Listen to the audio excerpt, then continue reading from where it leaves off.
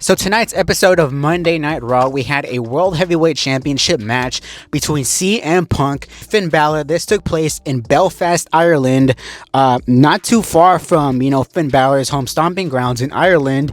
Obviously, as, going into this match, he was super over. These two guys, they delivered just a fucking banger of a match here between CM Punk and Finn Balor. I think it's been kind of refreshing seeing the major world championships being defended on television, on Raw, SmackDown, because it adds like a sense of not unpredictability, but like a sense of like you have to watch the show because there's a possibility of a major championship change, and that's been kind of refreshing. CM Punk got the win, however, after a GTS and after Finn Balor, there was kind of teases here as far as, possibly a Finn Balor face turn. Now, we've heard about this for years as far as, they're going to establish Finn Balor. They're going to introduce Finn Balor as a top babyface. We heard the reports last year that 2025 was going to be a major year for Finn Balor, and it wasn't. But now, starting 2026, Finn Balor, he's in a good sort of space right now. And I don't know if they continue with this because Finn Balor is a magnificent guy. Like, you don't realize how underrated this guy is, because, he's been in the Judgment Day for so long. You just think of him as just, Judgment Day Finn Balor, as Finn Balor. You don't really think of him in the sort of, NXT light, where he was literally one of, if not the top guy in NXT, right? And NXT Black and Gold. So now, are they going to push Finn Balor once again as a top babyface? Because if so, I think everybody's here for it.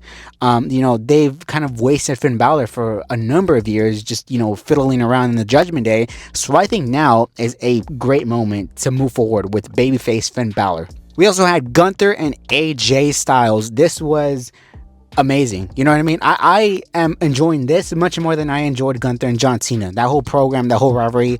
I'm enjoying this a lot more. This gives me, and I think I'm speaking for a lot of people here when I say this gives me Undertaker, Shawn Michaels, WrestleMania 26 vibes. Because Gunther comes out here as a cocky, arrogant prick, knowing the fact that he got one over AJ Styles last week, and he declares himself for the Royal Rumble, in which case AJ Styles comes out here and confronts Gunther and tells him he wants him at the Royal Rumble. When Gunther says, you know what, AJ, I'm done with you. I have nothing left to prove to you. After he says that, he tells AJ, but nonetheless, there is one way I will give you that match, and that's if you put your career on the line. And AJ accepts. He later on, he calls his wife. He mentions this to Adam Pearce. Later on, he accepts, and this match is official. AJ Styles against Gunther, career-threatening match. So I believe possibly they're probably going to run the whole Ric Flair 2008 angle, in which every match for Ric Flair was a career-threatening match. If he lost his next match, that was it, right? He would have to retire on the spot right then and there. I think they're going to possibly... I like this concept, right? It just adds more to the Gunther AJ feud. As far as the actual match goes, Gunther and AJ at the Royal Rumble, I think either one of two options happens here. I think either the match ends in a DQ, we get no clear winner, and there's kind of shenanigans involved, or maybe AJ gets the surprise roll-up win over Gunther, because for AJ Styles, we barely started 2026, and if he's gonna retire at the Royal Rumble, it's kind of, a little bit underwhelming. Man, he should have at the very least gotten to WrestleMania, right? Have him headline his last WrestleMania. And I think that's kind of what they're going to do here. I would love for them to extend this feud a little further to WrestleMania. I would love, quite frankly, if AJ did get some sort of win here against Gunther. And maybe that adds to the whole Gunther, he's pissed off. He wants to retire this man and end it once and for all. But very, great segment here between these two guys. We also had Becky Lynch against Maxine Dupree with one of, if not probably the worst heel turns in company history. Watching this, I just kind of felt a little secondhand embarrassment, because Natalia was out there to support Maxine Dupree, and she ends up costing her the match. And then she turns heel on Maxine Dupree. So we're led to assume that Becky Lynch, she's done with the whole Maxine chapter. She's probably going to move on to somebody like AJ Lee come WrestleMania time. But again, Natalia turning heel, does anybody really care?